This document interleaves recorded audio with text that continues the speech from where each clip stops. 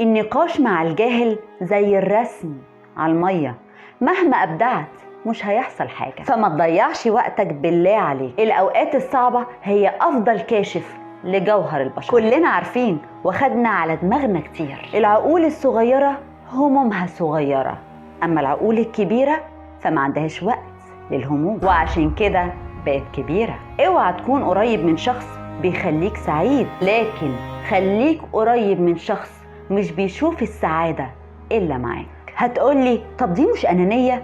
لا، انت ضامن نفسك، لكن مش ضامن اللي قدامك هيستغل سعادتك ازاي. الناس زي الأمواج، لو سايرتهم غرقوك، ولو عارضتهم تعبوك. وعشان كده خلي علاقتك مع الناس سطحية. ممكن ما تكونش عارف هو ايه سر النجاح، لكن سر الفشل هو محاولة إرضاء الجميع. ارضي ربك وكفاية. وأخيرا، لولا نعمة النسيان لأصبح الكثير منا مجانين. وبس كده، سلام عليكم.